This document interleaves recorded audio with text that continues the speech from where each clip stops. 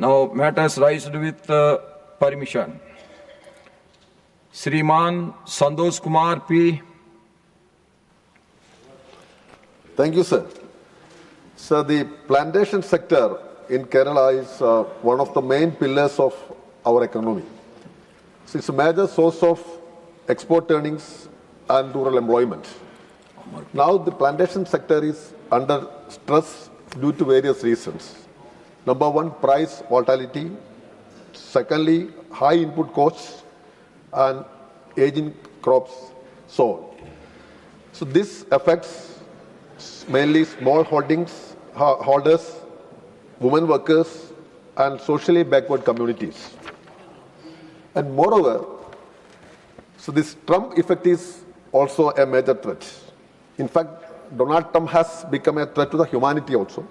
But at the same time, sir, his tariff regime is going to affect Kerala also. We may lose at least 2,500 crores of rupees due to his reciprocal tariff policies.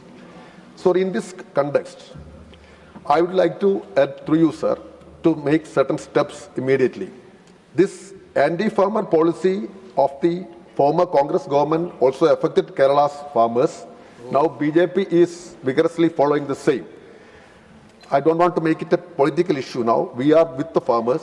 Sir, for us, we demand that we need a 1,000 crore rupee rubber price stabilization fund, subscribed jointly by the government of Kerala, government of India, and rubber users. This can be helpful to the Kerala's rubber farmers. And support price must be enhanced to 300 rupees at least. Now the government of Kerala is giving 200 rupees, and we need to expand the same. Secondly, sir, central allocation of commodity-based boards must be enhanced. Now that did not increase during these years, so that must be increased. And thirdly, sir, special package for replanting and rejuvenation of plants and export promotion of tea, coffee, and spices. This will be a major help in promoting Kerala's plantations, sir. Thank you. श्रीमान अमरपाल मौर्य जी। बहुत बहुत धन्यवाद महोदय। माननीय अध्यक्ष महोदय, मैं प्रयागराज मंडल का निवासी हूँ। प्रयाग एक ऐसा केंद्र है जो अध्यात्म का, शिक्षा का, स्वास्थ्य का और न्यायिक बहुत बड़ा केंद्र है। वहाँ पर पूरे देश के भी जो है व्यक्ति प्रयाग हमेशा आया करते हैं, अन्य अन्य कारणों से भी। और प्रयाग मंडल से जुड़े हुए ऐसे सारे ज़िले हैं कि जहाँ पर प्रयाग की तरफ लोग इलाज की दृष्टि से, चाहे वो कौशाम्बी है, फतेहपुर है, प्रतापगढ़ है, जौनपुर है, बुंदेलखंड का हमीरपुर है, बांदा है, चित्रकूट है, मध्य प्रदेश के ऐसे सतना, रीवा, ये ऐसे सारे ज़िले जिसका प्रयाग केंद्र बिंदु है। और प्रयाग में स्वरूप रानी मेडिकल कॉलेज है, उसको अगर आयुर्विज्ञान एम्स का दर्जा प्राप्त होता है तो उस क्षेत्र के रहने वाले जितने भी लोग हैं, वहाँ जो जनसंख्या का एक बहुत बड़ा घनत्व है, उनको स्वास्थ्य की दृष्टि से, इलाज की दृष्टि से एक बहुत लाभदायक सिद्ध होगा। महोदय, हमारी सरकार स्वास्थ्य के क्षेत्र में एक बहुत बड़ी दिशा में जो है लंबे समय 2014 के समय से काम कर रही है। और उत्तर प्रदेश में तो डबल इंजन की सरकार है, वहाँ पर हर जिले में मेडिकल कॉलेज की स्थापना सरकार की दृष्टि से जो है आगे बढ़ रही है। भारत सरकार ने भी 2014 के पहले जो एम्स की संख्या थी उसको 7 से बढ़ा करके 23 पूरे देश में कर दिया गया है। और ऐसे MBBS सीटों की संख्या 2014 के पहले 51,348 सीटें थी, जिसको 130% भारत सरकार ने बढ़ा करके 1,18,137 करने का काम किया है। भारत सरकार, मोदी सरकार को मैं इसके लिए बधाई भी देता हूं। माननीय स्वास्थ्य मंत्री जी का मैं अभिनंदन भी करना चाहता हूं इस कार्य के लिए। उत्तर प्रदेश एक ऐसे स्थितियों में, जो प्रयाग की मैं चर्चा कर रहा था, प्रयाग में अगर ये एम्स की स्थापना होती है महोदय, इसके पहले लखनऊ में हॉस्पिटल जो राम मनोहर लोहिया हॉस्पिटल है उसको भी आयुर्विज्ञान संस्थान का दर्जा दिया गया है। मैं आपके माध्यम से इन सभी बुंदेलखंड, हमारा अवध का और प्रयाग का मंडल का पूरा जनता के लाभ की दृष्टि से अगर उसको स्वरूप रानी मेडिकल कॉलेज को एम्स का दर्जा दिया जाता है तो वहाँ के समाज को इलाज की व्यवस्था में एक मील का पत्थर साबित होगा। मैं इतनी ही बात करके मैं आपको बहुत बहुत धन्यवाद देता हूँ मुझको बोलने के लिए। डॉक्टर कल्पना अवसर दिया। सैनी धन्यवाद। जी, डॉक्टर कल्पना सैनी जी। धन्यवाद माननीय सभापति जी।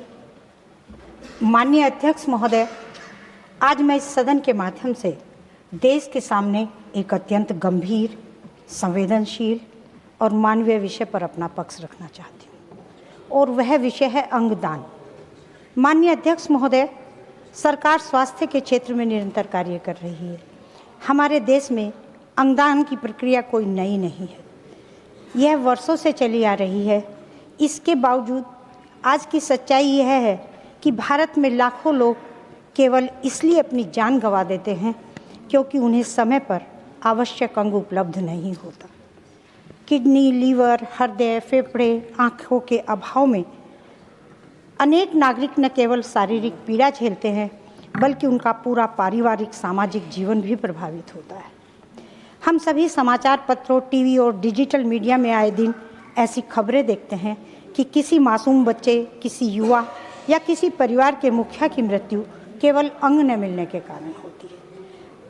जब हम इसके मूल कारण पर विचार करते हैं तो यह स्पष्ट होता है कि इसका सबसे बड़ा कारण अंगदान के प्रति जागरूकता की कमी है। समाज में फैली भ्रांतियां हैं। माननीय अध्यक्ष महोदय, यह जानना अत्यंत आवश्यक है कि एक व्यक्ति के अंगदान से 8 या उससे अधिक लोगों की जान बचाई जा सकती है। फिर भी जानकारी के अभाव में लोग इस पुनीत कार्य से नहीं जुड़ पा रहे हैं। यदि हम अपने सांस्कृतिक मूल्यों की बात करें तो ऋषि दधीची का उदाहरण हमारे सामने है, जिन्होंने मानवता की रक्षा के लिए अपने शरीर का दान किया। यदि प्राचीन काल में यह संभव था तो क्या आज आधुनिक युग में अंगदान संभव नहीं है? मैं सरकार से आग्रह करती हूँ कि अंगदान को केवल स्वास्थ्य कार्यक्रम न मानकर राष्ट्रीय जन आंदोलन बनाया जाए और शिक्षा, मीडिया व समाज के हर स्तर तक पहुँचा जाए। माननीय अध्यक्ष महोदय, मेरा सुझाव यह भी है कि नीति निर्धारित कर उत्तराखंड राज्य में अंगदान का केंद्र बनाया जाए। अंत में मैं सत्ता पक्ष और विपक्ष के सभी माननीय सदस्यों से अपील करती हूँ कि आने वाली पीढ़ियों को यह संदेश दें कि मानवता सबसे बड़ा धर्म है। धन्यवाद। श्रीमान ब्रिजलाल जी।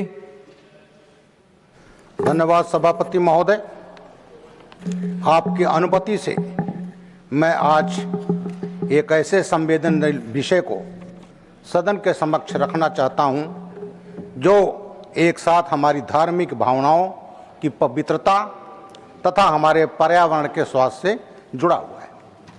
सभापति महोदय, सबसे पहले मैं प्रधानमंत्री जी को आभार व्यक्त करना चाहता हूं, साधुवाद देना चाहता हूं, जिनके नेतृत्व में स्वच्छ भारत मिशन ने देश की तस्वीर बदल दी है। सभापति महोदय, अब तक 12 करोड़ से अधिक शौचालय के निर्माण हुए हैं और साथ ही साथ 6 लाख से अधिक गांव और 4,234 भारत के शहरों ने अपने को ODF, ओपन डिफेक्शन फ्री घोषित कर दिया है। ये एक बहुत बड़ी उपलब्धि है सभापति महोदय। यह केवल बुनियादी ढांचे का निर्माण नहीं बल्कि स्वच्छता और गरिमा के प्रति एक व्यापक मानसिक परिवर्तन है। इसी गरिमा के भाव से जहां किसी भी पवित्र वस्तु का अपमान गंदगी से हो, ये उचित नहीं है।